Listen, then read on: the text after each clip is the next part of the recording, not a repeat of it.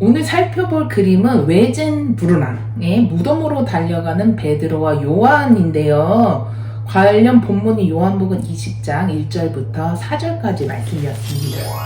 요한복음 20장 말씀이 이제 예수님께서 부활을 하셨는데 예수님 곁에 있었다고 하는 제자들이 예수님의 부활을 믿지 못하고 인정하지 못하는 그 장면이잖아요. 그래서 그 부분에 대해서 요한복음의 기자는 아직 어두울 때에 이런 식으로 표현을 하는 것은 분명히 시간적인 배경을 나타내는 것임에도 불구하고 제자들의 현재 영적인 상태를 표현을 하는 거잖아요. 이것과 가장 비슷한 그림 중에 하나가 지금 소개하고 있는 외젠 비르낭의 무덤으로 달려가는 베드로와 요한이라는 그림이에요. 이 그림을 한번 가만히 보시면 하늘이 황금색으로 되어 있잖아요.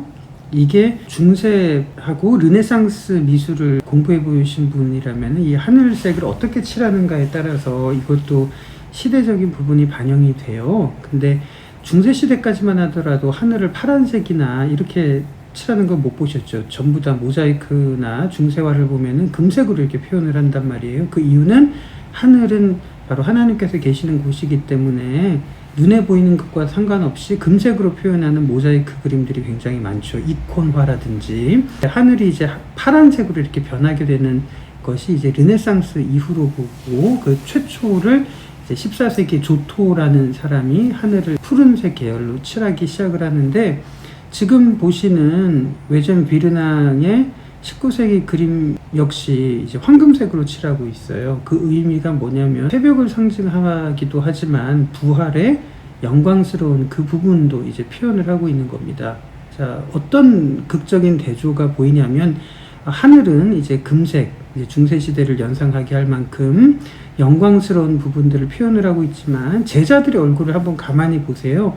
왼편에 흰 옷을 입고 간절하게 손을 모으고 있는 사람이 요한이고 오른편에 있는 사람이 베드로입니다. 무덤 속에서 예수님의 시체가 없어졌다는 말을 듣고 두 제자는 열심히 달려오고 있는데, 한번 이 제자들의 얼굴을 보시면 우리 주님께서 살아나셨다 하는 그런 기쁨 혹은 예수님에 대해서 너무 보고 싶다라는 그런 표정이 아닌 것은 분명해요. 그렇죠? 요한의 모습을 보시면 손을 이렇게 기도하듯이 모았는데 눈빛을 보면 너무 절박한 모습이고, 그렇죠? 그 다음에 오른편에 베드로의 모습을 보면 눈에 이제 눈물까지 이제 약간 머금는 듯한 그런 표정이에요. 그리고 어깨에 매어 있는 이 옷이 흘러내릴까봐 오른손으로 이렇게 옷을 붙잡으면서 뛰고 있는 베드로의 모습, 누가 보더라도 예수님의 부활을 믿으면서 그 환희에 젖은 마음이 아닌 것은 분명해 보입니다. 이 두 사람의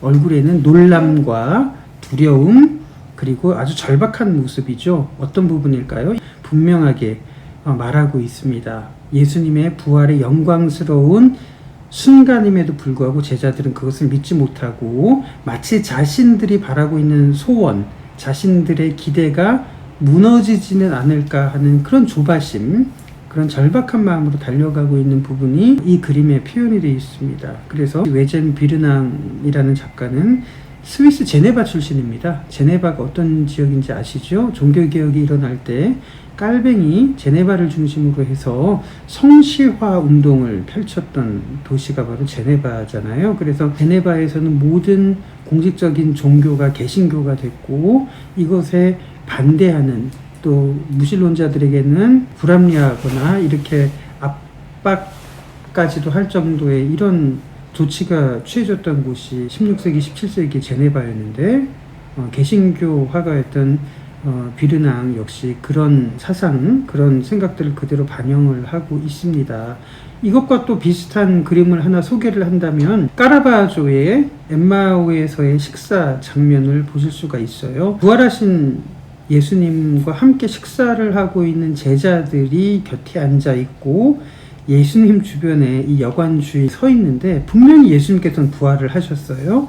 그런데 식탁에 있는 제자들은 그 사람이 예수님인지 누구인지 빤히 쳐다보고 있는 제자들의 모습을 보고 있고, 그리고 옆에 서 있는 하인들의 눈빛이 너무 적나라하게 들어가 있습니다. 네가 누군데 이렇게 전혀 믿지 못하는 모습, 그러니까 이 모습이나 외전 비르낭이 무덤으로 달려가는 베드로와 요한의 얼굴에서 비치는 제자들의 모습이나 부활이 사실임에도 불구하고 그것을 믿음으로 받아들이지 못하는 사람들을 표현하고 있는 그림이라고 하겠습니다.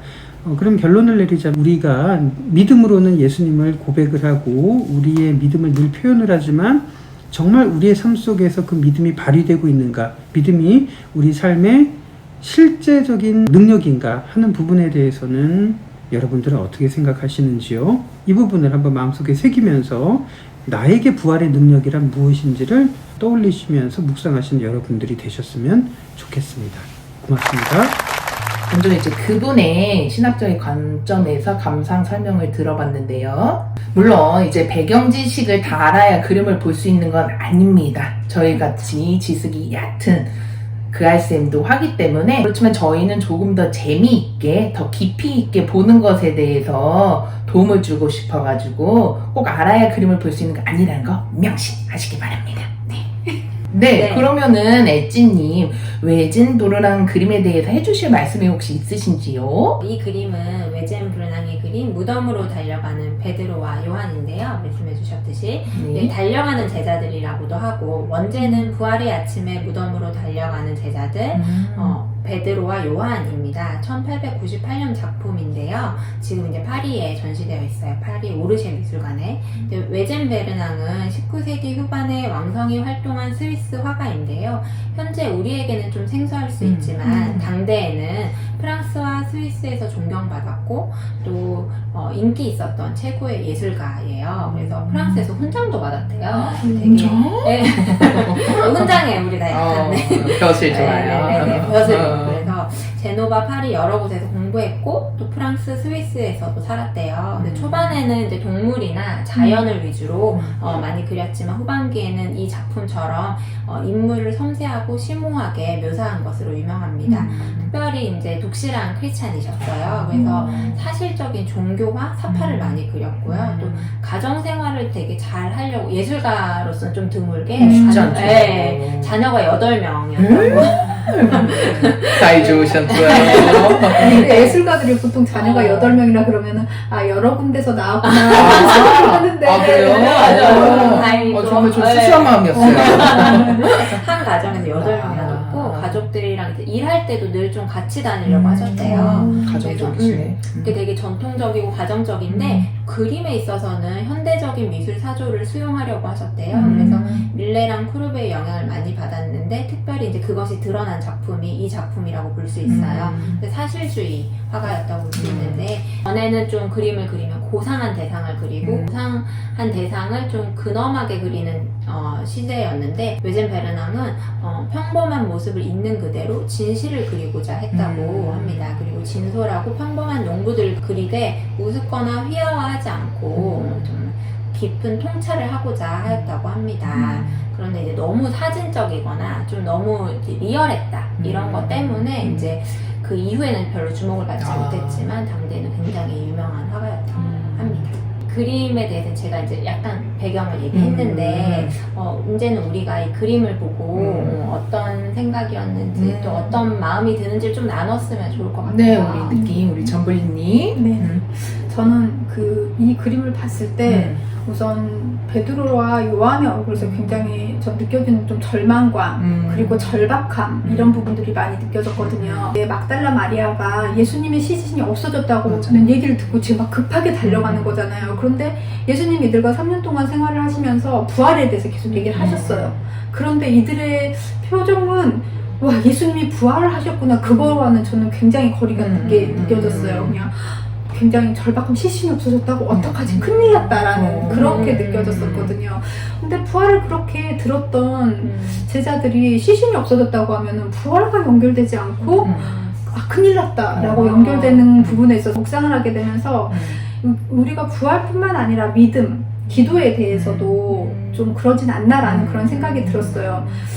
이제 여러분들은 어떠실지 모르겠지만 저는 이제 예전에 한 에피소드가 하나 있는데 저희 팀에서 이제 어떤 집사님 오빠가 거의 실명 위기였어요. 한쪽은 뭐 실명이라고 했고 한쪽도 거의 실명이다. 그 시신경이 떨어져서 이거 붙이는 그런 수술을 해야 된다. 안 그러면 눈이 괴사된다. 그러면서 이제 수술을 하셔야 되는 상황에서 저희가 같이 기도를 했어요. 근데 그때 이제 저희 목자가 보이게 해달라고 수술을 통해서 시력을 찾게 해달라고 자꾸 그 기도를 시키는 거예요. 그래서 나중에 그 언니한테 얘기 들어보니까 목자님 어떡하려고 자꾸 저렇게 기도를 시키시지 그 얘기를 하더라고요. 그리고 저도 기도를 하는데 의사에게 이미 그렇게 진단을 받았기 때문에 기도는 하는데 되게 믿음 없이 기도하는 제 모습을 보고 고치실 믿음이 나에게 있나?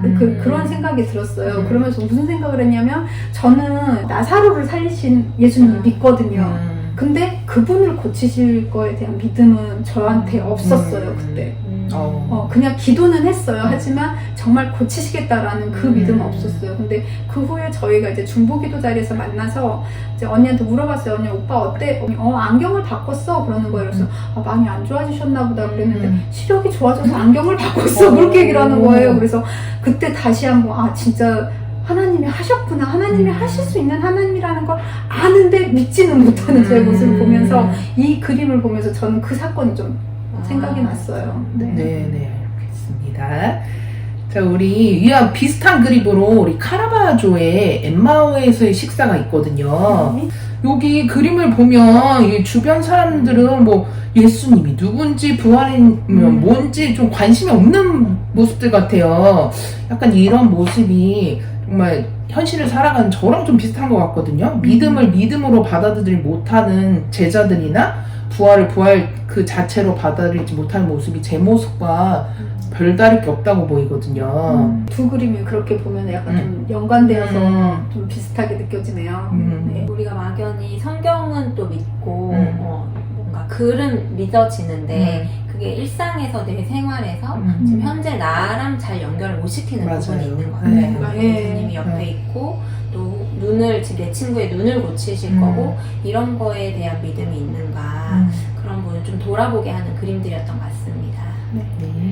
그럼 오늘은 여기까지 하도록 하겠습니다. 지금까지 저희는 그알쌤이었습니다. 감사합니다.